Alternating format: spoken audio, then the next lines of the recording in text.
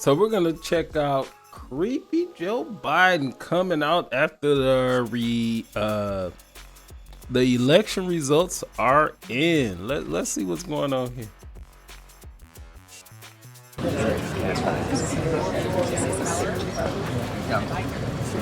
Joe coming out. You're ready to run to the podium.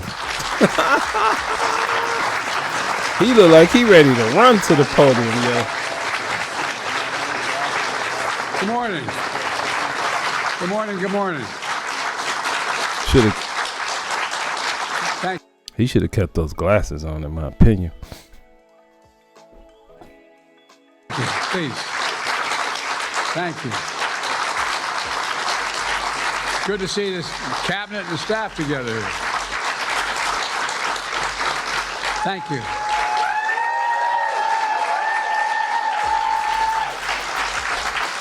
Thank you, thank you, thank you. Please.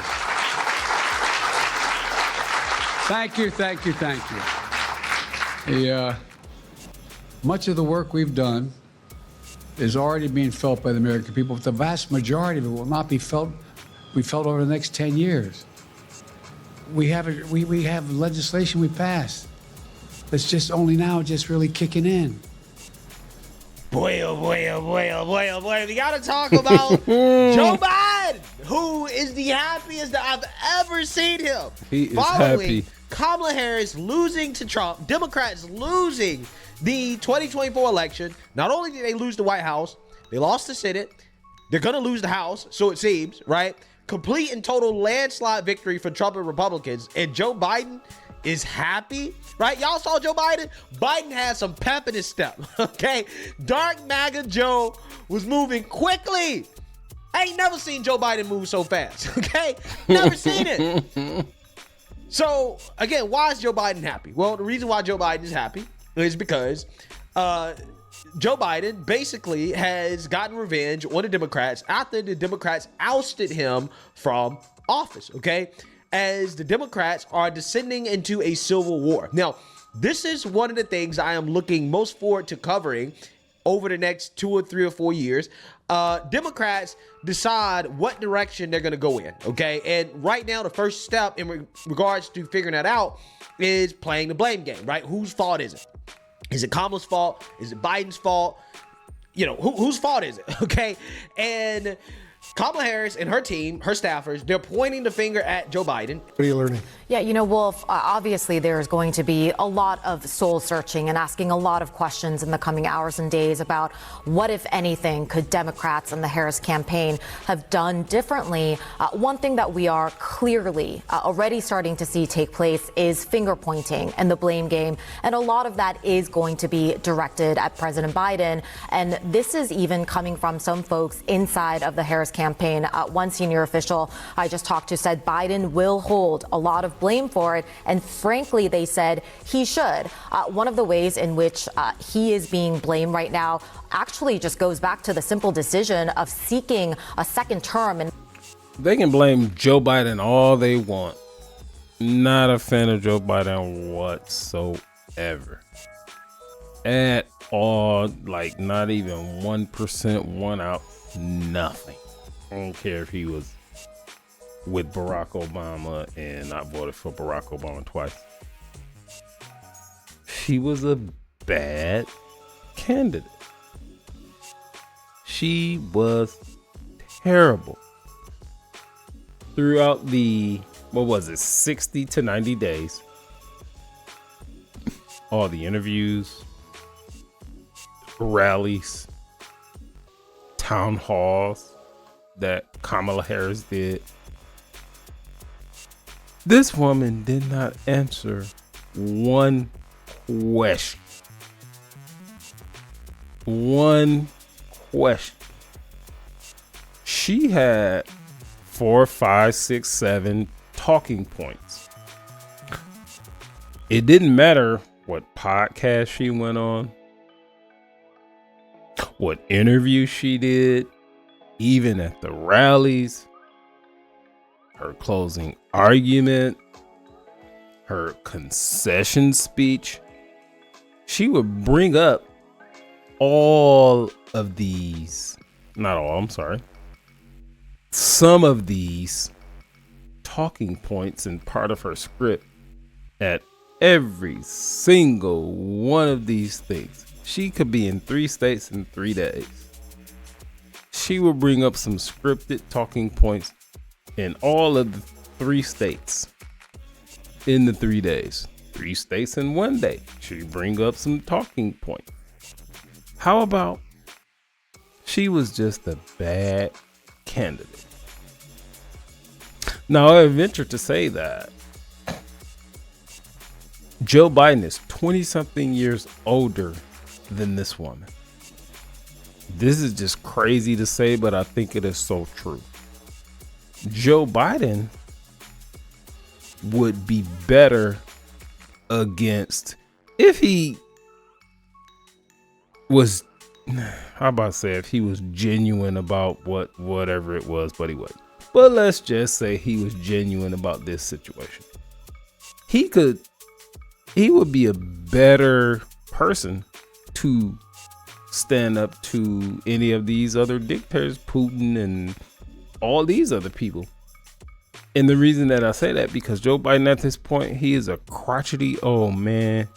He has no filter at this point. He still filters himself because he's still the president for a few more weeks, months at this point. But he would be better with early onset dementia in front of these powerful world leaders than she would. This lady would get frustrated at a friendly interview if they offer any pushback whatsoever. And when on election night, when the race was called, she just decided not to come out and address the supporters of her HBCU that she went to. She waited 12 hours later to come out. And when she did come out, she was looking all tired and haggard, nervous, and her voice was all messed up. She's not even president. She has not even gone through anything besides traveling, campaigning, all that. That's tough. I know that's tough. But you're within the United States.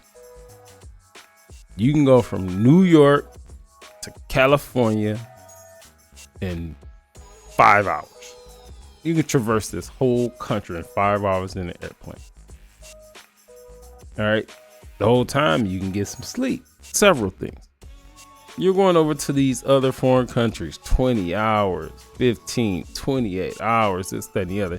And then you have to be a upright, steadfast beacon. You got to be stern. You got to be 10 toes down with these other people because they don't think the way we think over here.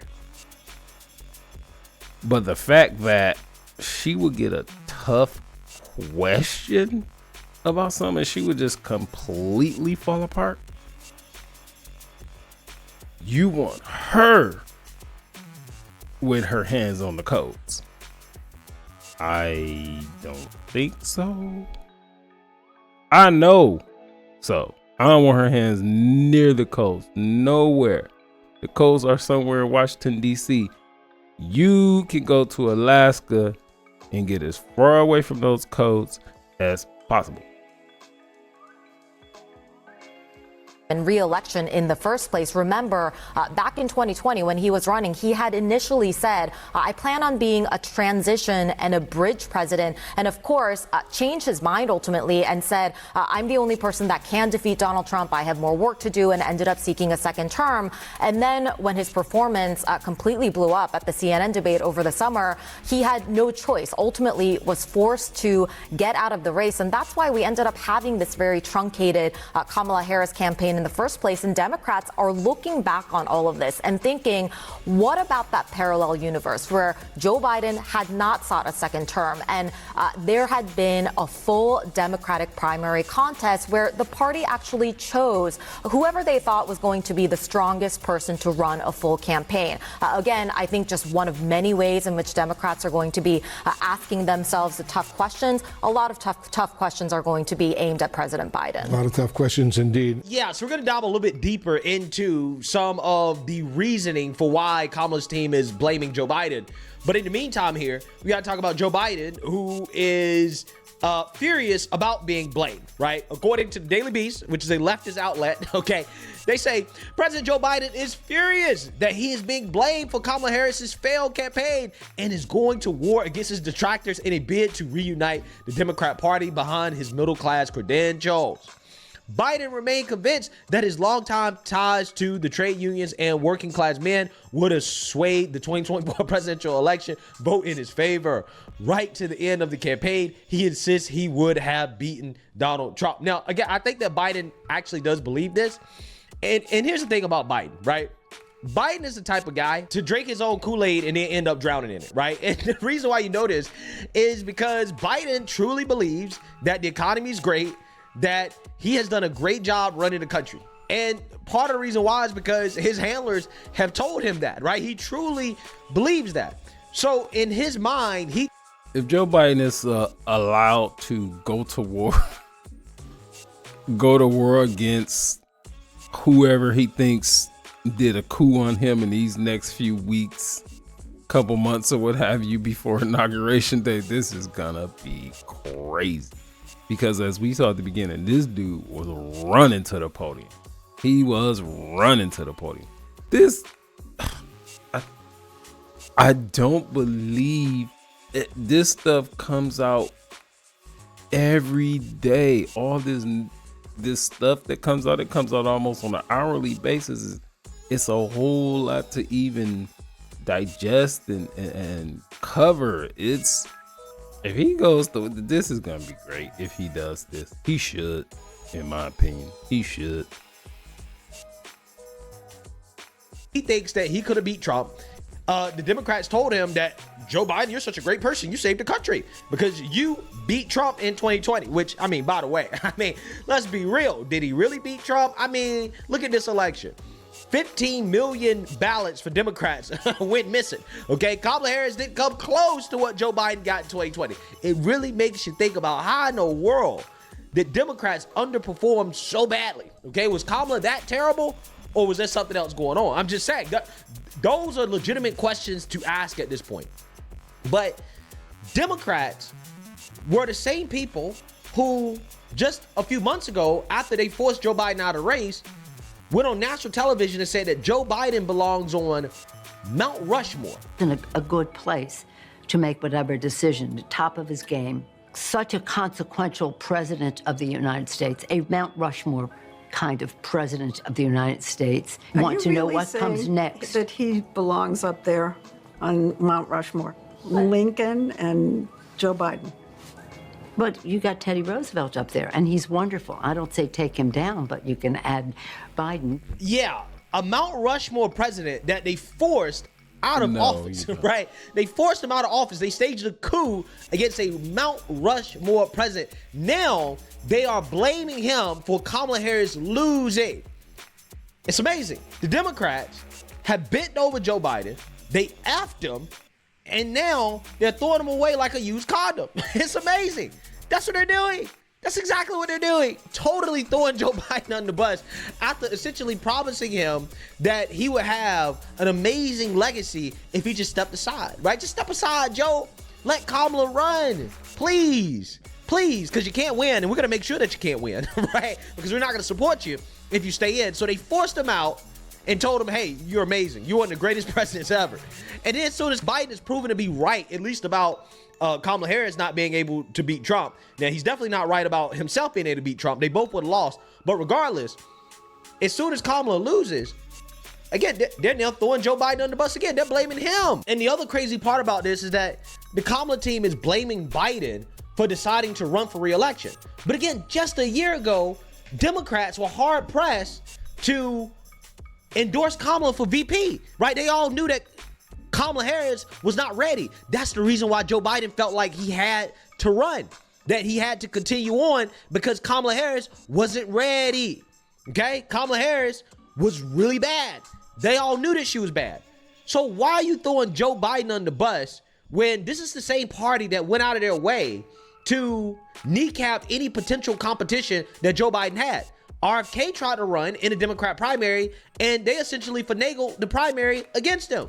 And then anybody else, all the other people, Dean Phillips, Cenk, right? Forget about Jill all these Stein. other people, Marianne Williamson, all these other people that tried to run in Democrat primary, they did not allow them to get a fair shot. They engaged in lawfare against anybody that tried to run against Joe Biden. So how are you blaming Joe Biden when, one, this is the same party that couldn't even endorse Kamala Harris for vice president just a year ago, and they also kneecapped any competition against Joe Biden in the primary. They didn't want to have a real primary. So how are you blaming Joe Biden for deciding to run for re-election when you guys are the ones that basically enabled him to do it? It's insanity. I feel like Joe Biden is a puppet, right, in all this, okay? I really do. I'm starting to feel a little bit bad for Joe Biden at this point, right? I really am. Quote, there is no singular reason why we lost, but a big reason is because the Obama advisors publicly encouraged Democratic... At this point, I think that Joe Biden can say, fuck it, and he can just go balls to the wall, and he just... At this point, he can just lay everything out. If he laid everything out, he cares about his legacy. He laid everything out truthfully. His legacy would, his presidency was the worst of my lifetime. But if he end like this and just lay everything out there, you're gonna get some respect points, because they did coup you. They did coup you, and they couped you like in the mafia. They couped you, and who did they replace you with? The person that was closest to you. That's how they do it in the mafia. That's your friend. He's gonna take you to the spot. When you walk in the door, there's plastic on the floor, and then you're like, oh no. Bop! That's it. And that's what they did to Joe Biden. Infighting to push Joe Biden out, didn't even want Kamala Harris as the nominee, and then signed up as the saviors of the campaign, only to run outdated Obama-era playbooks for a candidate that wasn't Obama, a former Biden staffer told playbook. Yeah, so this is definitely how Biden's team is thinking. And I think this dude is spot on, low key. The aide added they'd like a shot of, quote, whatever they're drinking if 100 extra days of campaigning for Harris instead of Biden would have changed the results of last night. Yeah, it would not have changed that, right? It would not have. So yeah, that's going to be the end of this one. It's like Joe Biden, he need to just let this stuff hang out. He has nothing to lose. Come out, tell the truth about what happened, and I guarantee you, again, even though he was the worst president of my lifetime, the way that they did him at the end, which on certain aspects he would have did better than Kamala, even though he has early onset dementia, this, that, and the other. This dude can still answer a question. And if he had to go stand up to some of these other dictators and leaders and things like that, he has you get to a certain age, you just have no filter. You just say whatever it is. And that's the point that Joe Biden is at right now. Come on, this is gonna be great. I want him to just let it hang. Let your balls hang. Just do it.